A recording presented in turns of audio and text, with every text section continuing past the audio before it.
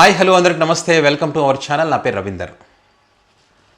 కోట్లాది మంది భక్తులకు ఆరాధ్య దైవమైనటువంటి శ్రీ వెంకటేశ్వర స్వామి ప్రసాదం ఏదైతే ఉందో తిరుపతి లడ్డు, ఈ లడ్డులో కల్తీ జరిగింది కాబట్టి ఈ లడ్డు అపవిత్రంగా మారింది, పవిత్రతను దెబ్బతీశారని చెప్పి రాష్ట్ర ముఖ్యమంత్రి చంద్రబాబు నాయుడు మాట్లాడినటువంటి మాటలు ప్రపంచవ్యాప్తంగా చర్చకు దారితీశాయి.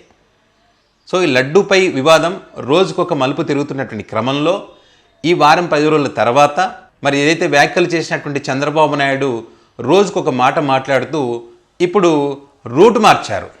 ఈ రూట్ మార్చడానికి గల కారణాలేంటి, ఎందుకు రూట్ మార్చాల్సి వచ్చింది అనేది కనుక మనం పరిశీలిస్తే, తిరుమల లడ్డులో వాడేటువంటి నెయ్యిలో మరి జంతువులకు సంబంధించినటువంటి వ్యర్థ పదార్థాలు వాడారని చెప్పి ఆ లడ్డును అపవిత్రం చేశారని చెప్పి చంద్రబాబు నాయుడు చెప్పారు. మరి టీటీడీ ఈవో శ్యామలరావు ఏం చెప్తా ఉన్నాడు, ఇక్కడ వచ్చినటువంటి నెయ్యి ట్యాంకర్లు ఏవైతున్నాయో వాటిని పరిశీలించిన తర్వాత ఒక 4 ట్యాంకర్లు మాకు ఆ వాల్యూస్ ఎస్ వాల్యూస్ అనేటువంటిది కరెక్ట్గా రాలేదు కాబట్టి 4 ట్యాంకర్లను వెనక్కి పంపించామని చెప్పి శ్యామలరావు చెప్తా ఉన్నాడు. ఎన్నికి పంపించాము అంటే దాని అర్థం ఏంటి, ఆ నెయ్యిని లడ్డు తయారులో వాడలేదు అని. మరి వాడనప్పుడు మరి అక్కడ లడ్డు ఏ రకంగా అపవిత్రమవుతుంది? కాదు, అవకాశమే లేదు. సో వీళ్ళు చెప్తున్న దాని ప్రకారం కేవలం చంద్రబాబు నాయుడు గారు తన 100 రోజుల పాలనకు సంబంధించినటువంటి తప్పులను కప్పిపుచ్చుకోవడానికి డైవర్ట్ పాలిటిక్స్ చేశారు. ఈ చర్చ దీనిపైకి మళ్లించారు. వైఎస్ఆర్ కాంగ్రెస్ పార్టీ అనేక ప్రశ్నలను లేవనెత్తింది. ఏదైతే వీళ్ళు చెప్తున్నట్టుగా ఈ కల్తీ ఉందని చెప్పారో, ట్యాంకర్లను ఎన్నికి పంపించామని చెప్పారో, ఎన్డీడీబీ రిపోర్ట్ ఇచ్చిందని చెప్పారో, ఈ రిపోర్ట్ కూడా జూలై 23 తారీఖున వచ్చిందని మీరు చెప్తున్న దాని ప్రకారం చూస్తే, మరి ఈ 2 నెలల కాలంగా మీరు మౌనంగా ఎందుకున్నారు? రాష్ట్ర ముఖ్యమంత్రిగా మీకు బాధ్యత ఉండి కూడా, మీకు అప్పుడు తెలిసినా కూడా ఈ రోజు వరకు ఎందుకు మౌనంగా ఉన్నారు? మరి టీటీడీ కూడా మరి చర్యలు తీసుకోకుండా ఈ రోజు వరకు ఎందుకు మౌనంగా ఉన్నారు? 2 నెలల తర్వాత దీనికి సంబంధించి చంద్రబాబు నాయుడు గారు తన 100 రోజుల పాలనకు సంబంధించి పార్టీ కార్యక్రమంలో మాట్లాడుతూ ఈ అంశానికి సంబంధించి మాట్లాడడం వెనుక ఉద్దేశాలు ఏంటి? నిజంగానే ఇంకా నెయ్యి పంపించినటువంటి సంస్థలు ఏదైతే ఉన్నాయో తప్పు చేసి ఉంటే కనుక చట్ట ప్రకారం వారిపైన కేసు పెట్టడానికి అవకాశం ఉంటుంది. ఏదైతే ఆహార భద్రతకు సంబంధించి సెక్షన్ 15A ప్రకారం వాళ్ళపైన చర్యలు తీసుకోవచ్చు. 3 సంవత్సరాల జైలు శిక్ష కూడా పడే అవకాశం ఉంటుంది. ఆ సంస్థను బ్లాక్ లిస్ట్లో కూడా పెడతారు. సో అనేక అవకాశాలు ఉన్నాయి వాళ్ళు తప్పు చేస్తే కనుక. మరి ఎందుకని వారి మీద చర్యలు తీసుకోలేదు? ఎందుకని వాళ్ళ మీద కేసు పెట్టలేదు? ఎందుకని 2 నెలల కాలంగా మౌనంగా ఉన్నారు? టెండర్ల నిబంధనల ప్రకారం వారిపైన చర్యలు తీసుకోవడానికి అవకాశం ఉన్నా కూడా తీసుకోలేదు. ఎందుకంటే ఆ సంస్థ పైన కేసు పెడితే కనుక నిబంధనల ప్రకారం దర్యాప్తు జరుగుతుంది. దర్యాప్తు జరిగినప్పుడు ఏం తేలుతుంది? ఏమీ లేదని తేలుతుంది.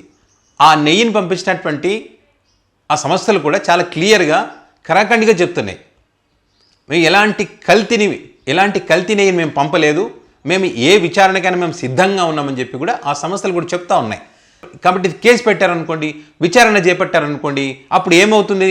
ఏమి లేదని తేలుతుంది. అంటే వీరు చేసినటువంటివి అనవసరమైనటువంటి ఆరోపణలు వైసీపీ చెప్తున్నట్టే రాజకీయంగా లబ్ధి పొందడం కోసం చేసినటువంటివి అని చెప్పి ప్రజలకు తెలిసే అవకాశం ఉందనే ఉద్దేశంతోనే వాళ్ళు ఈ 2 నెలల కాలంగా మౌనంగా ఉన్నారు. ఇదంతా కూడా జనరల్గా జరిగేటువంటి ప్రాసెస్. ఈ ట్యాంకర్లన్నిటి కూడా 2014-19 చంద్రబాబు నాయుడు గారు ముఖ్యమంత్రిగా ఉన్నటువంటి టైంలో కూడా 14 సార్లు ట్యాంకర్లని వెనక్కి పంపించారని చెప్పి, ఎస్ వాల్యూ కరెక్ట్గా లేవని చెప్పి. అదే రకంగా వైసీపీ హయాంలో కూడా 18 సార్లు ట్యాంకర్లను వెనక్కి పంపించారని చెప్పి కూడా టీటీడీ కూడా అనేక సందర్భాలు చెప్పింది. ఇప్పుడు దీనికి సంబంధించినటువంటి చర్చ కూడా ప్రస్తుతం జరుగుతూ ఉంది. శ్రీవారి అన్నప్రసాదంలో వాడేటువంటి నెయ్యికి సంబంధించి ఏదో అంత ఆషమాషిగా ఉండదు.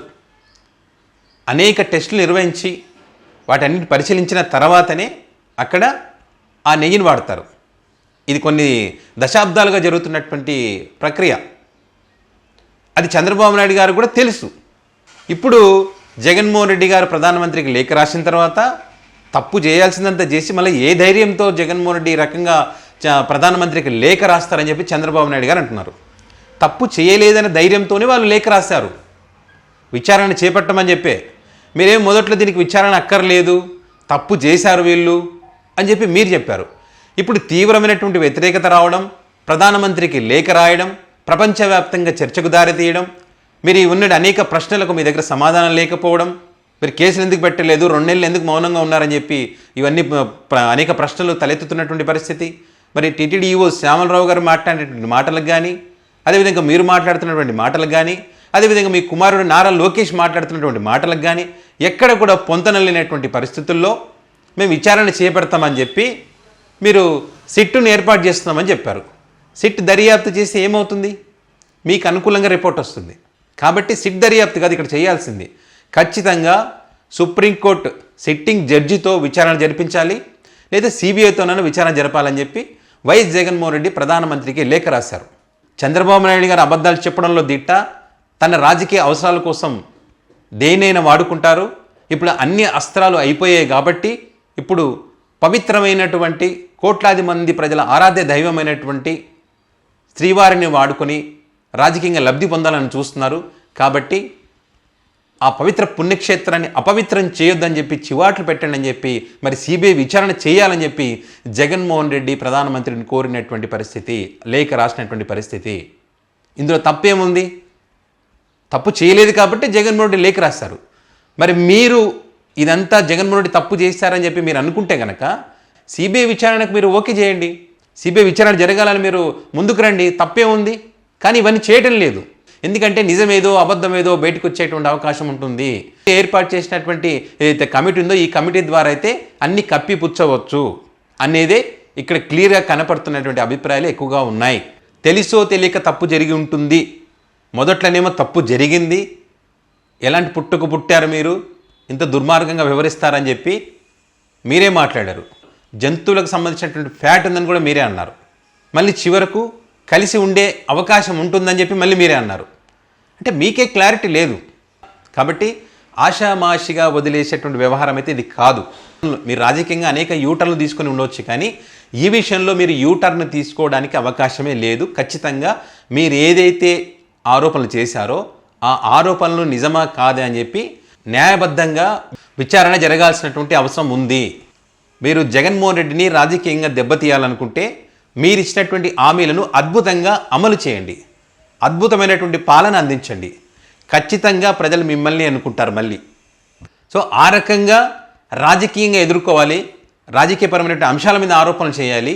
అంతేకాని ఈ రకంగా లేని దాన్ని ఉంది అని చెప్పి ప్రజలను తప్పుదో పట్టించి అందరి మనోభావాలు దెబ్బతీసి రాజకీయంగా లబ్ధి పొందాలనుకుంటే భవిష్యత్తులో శిక్ష అనుభవించక తప్పదు. కాబట్టి ఈ ప్రశ్నలన్నిటికీ పులి స్టాప్ పెట్టాలంటే మీరు నీతిగా నిజాయితీగా సిబిఐ ఎంక్వైరీ మీరే స్వయంగా వెయ్యాలని ప్రధానమంత్రి గారిని కోరండి. కోరితే గనక మీరు నిజాయితీ పరులు, హిందూ ధర్మాన్ని కాపాడేటువంటి ప్రత్యక్ష దైవము ఆ వెంకటేశ్వర స్వామి నా నోటితో చెప్పించాడేమని చెప్పి మీరు ఏదైతే చెప్తా ఉన్నారో, నిజంగా ఆ కలియుగ దైవం వెంకటేశ్వర స్వామి మీ రూపంలో వచ్చారేమని చెప్పి ప్రజలు కూడా భావిస్తారు. ఇది అబద్ధమని తేలితే మాత్రం చరిత్రలో మీరు ఒక రాక్షసుడిగా మిగిలిపోతారు.